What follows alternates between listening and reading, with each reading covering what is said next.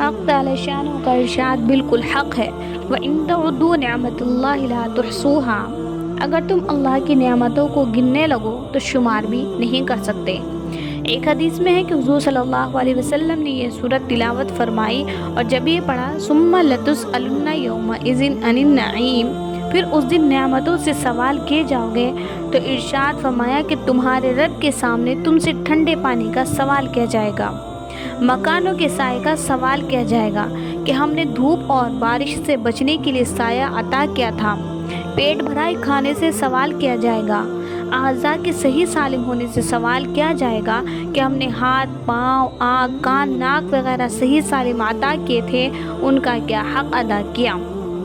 میٹھی نیند سے بھی سوال کیا جائے گا، حتیٰ کہ اگر تم نے کسی عورت سے منگنی چاہی اور وہ کسی اور شخص نے بھی اس عورت سے منگنی چاہی اور اللہ تعالیٰ نے تم سے اس کا نکاح کرا دیا تو اس سے بھی سوال ہوگا کہ یہ حق تعالی شانہ کا تم پر احسان تھا کہ بیٹی والوں کے دل میں حق تعالی شانہ نے یہ بات ڈالی کہ وہ تم سے اس کا نکاح کرے، دوسرے سے نہ کرے۔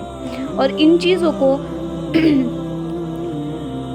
غور کرنے سے آدمی اندازہ کر سکتا ہے کہ اس پر ہر وقت حق تعالی شانہ کے کس قدر احسانات ہیں۔ ان چیزوں میں غریب امیر سبھی شریک ہیں۔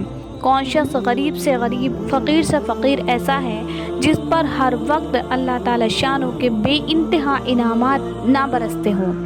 ایک صحت اور اعضاء کی تندرستی ہی ایسی چیز ہے اور اس سے بڑھ کر ہر وقت سانس کا آتے رہنا ہی ایک ایسی نعمت ہے جو ہر وقت ہر زندے کو میسر ہے۔ ایک حدیث میں ہے کہ جب یہ صورت نازل ہوئی تو بعض صحابہ نے عرض کیا، یا رسول اللہ، کون سی نعمتوں میں ہم ہیں جو کی روٹی وہ بھی آدھی بھوک ملتی ہے، پیٹ بھر کر بھی نہیں ملتی؟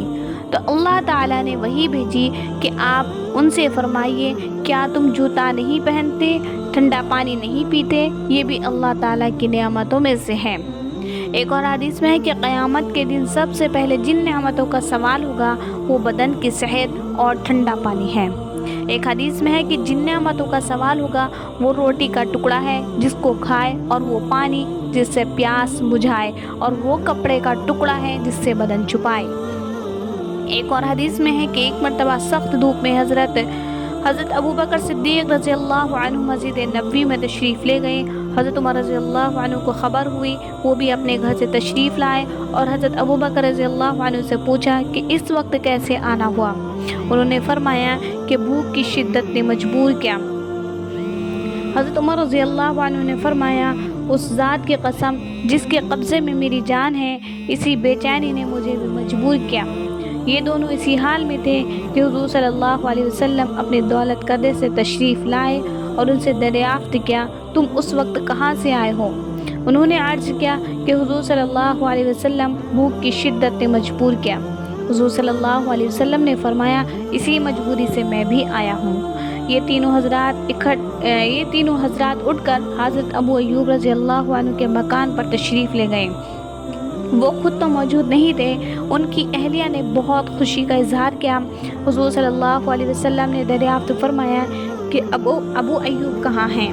بیوی نے عرض کیا کہ حضور صلی اللہ علیہ وسلم ابھی آتے ہیں۔ اتنے میں ابو ایوب رضی اللہ عنہ آ گئے اور جلدی سے کھجور کا ایک خوشہ توڑ کر لائے۔ حضور صلی اللہ علیہ وسلم نے فرمایا، سارا خوشہ کیوں توڑ لیا؟ اس میں پکی پکی کیوں نہ چھانٹ لی؟ انہوں نے عرض کیا، حضرت اس خیال سے توڑ لیا کہ پکی اور ادھ کچری خشک و تر ہر قسم کے سامنے ہو جائیں، جس کی رغبت ہو۔ ان حضرات نے ہر قسم کی کھجوریں اس خوشے میں سے نوش فرمائی۔ اتنی دیر میں حضرت ابو ایوب رضی اللہ عنہ نے ایک بکری کا بچہ ذبح کر کے جلدی سے کچھ حصہ آگ پر بھونا، کچھ ہانڈی میں پکایا اور ان حضرات کے سامنے لا کر رکھا۔ حضور صلی اللہ علیہ وسلم نے ذرا سا گوشت ایک روٹی میں لپیٹ کر ابو ایوب رضی اللہ عنہ کو دیا کہ یہ فاطمہ کو دے آؤ، اس نے بھی کئی دن سے ایسی کوئی چیز نہیں کھائی، وہ جلدی سے دے آئیں۔ ان حضرات نے گوشت روٹی کھایا۔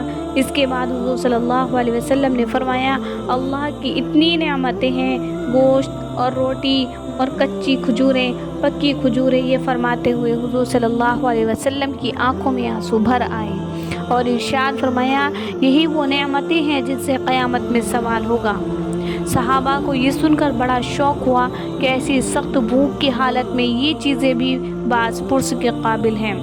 حضور صلی اللہ علیہ وسلم نے فرمایا بے شک ہیں، اور اس کی تلافی یہ ہے کہ جب شروع کرو تو بسم اللہ کے ساتھ شروع کرو، اور جب ختم کرو تو یہ دعا پڑھو، الحمدللہ الذی هو اشبعنا وانعم علینا وافضل۔ تمام تعریفیں اللہ کے لیے ہے کہ اس نے ہم کو محض اپنے فضل سے پیٹ بھر کر عطا کیا اور ہم پر انعام فرمایا اور بہت زیادہ عطا کیا۔